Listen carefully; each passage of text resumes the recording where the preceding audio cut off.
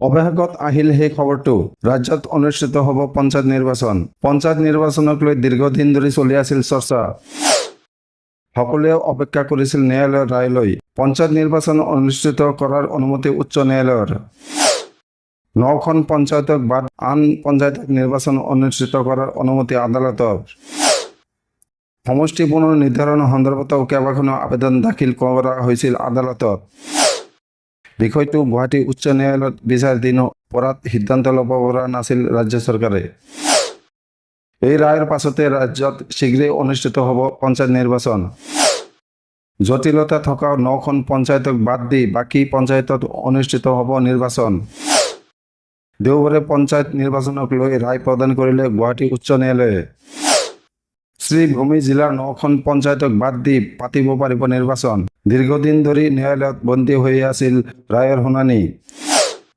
অৱশেষত চৰকাৰক নিৰ্বাচন অনুষ্ঠিত কৰাৰ অনুমতি দিলে গুৱাহাটী উচ্চ ন্যায়ালয়ে। এতিয়া যিকোনো মুহূৰ্তত ঘোষণা হ'ব পাৰে পঞ্চায়ত নিৰ্বাচনৰ দিন।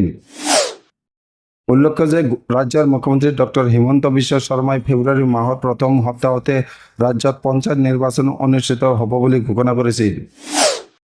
কিন্তু শুক্ৰবাৰে সন্ধিয়া অনুষ্ঠিত হোৱা কেবিনেটৰ পাছতে মুখ্যমন্ত্ৰীগৰাকীয়ে সংবাদমেল সম্বোধন কৰি আদালতত চলি থকা গোচৰৰ বাবে পঞ্চায়ত নিৰ্বাচন পিছুৱাব পাৰে বুলি উল্লেখ কৰিছিল। শুক্ৰবাৰে নিশা 12 বজাৰ পূৰ্বে এই বিষয়ত ৰায় লাভ নকৰিলে মেট্ৰিক আৰু হায়াৰ ছেকেণ্ডাৰী পৰীক্ষাৰ পাছতে পঞ্চায়ত নিৰ্বাচন অনুষ্ঠিত কৰাৰ সিদ্ধান্ত ল'ব লাগিব বুলি মুখ্যমন্ত্ৰীগৰাকীয়ে জনাইছিল। শ্ৰীভূমি জিলাৰ 9খন পঞ্চায়তক লৈ এই বিষয়ত সমস্যা হৈ থকাৰ কথা দোহাৰি মুখ্যমন্ত্ৰী হিমন্ত বিশ্ব শৰ্মাই শুক্ৰবাৰে নিশা 12 বজাৰ পূৰ্বে ৰায়দান আহিলে পঞ্চায়ত নিৰ্বাচনৰ দিন ঘোষণা কৰা হ'ব বুলি জানিবলৈ দিয়ে। তাৰ পাছতে পুনৰ অনিশ্চয়তালৈ গৈছিল পঞ্চায়ত নিৰ্বাচন। বিৰোধীয়েও পঞ্চায়ত নিৰ্বাচন অনুষ্ঠিত কৰাক লৈ উত্থাপন কৰিছিল বহু প্ৰশ্ন। কংগ্ৰেছৰ বাবে সময়মতে ৰাজ্যত অনুষ্ঠিত নহ'ল পঞ্চায়ত নিৰ্বাচন। কংগ্ৰেছৰ হাফিজ ৰছিদ চৌধুৰীয়ে আদালতত আবেদন দাখিল নকৰিলে নিৰ্ধাৰিত সময়ত পঞ্চায়ত নিৰ্বাচন হ'লেহেঁতেন বুলি উল্লেখ কৰে মুখ্যমন্ত্ৰীয়ে। ইফালে পঞ্চায়ত নিৰ্বাচন অনুষ্ঠিত কৰাক লৈ ন্যায়ালয়ৰ ৰায়ৰ পাছতে সাংবাদিকৰ আগত প্ৰতিক্ৰিয়া প্ৰকাশ কৰে মুখ্যমন্ত্ৰীয়ে।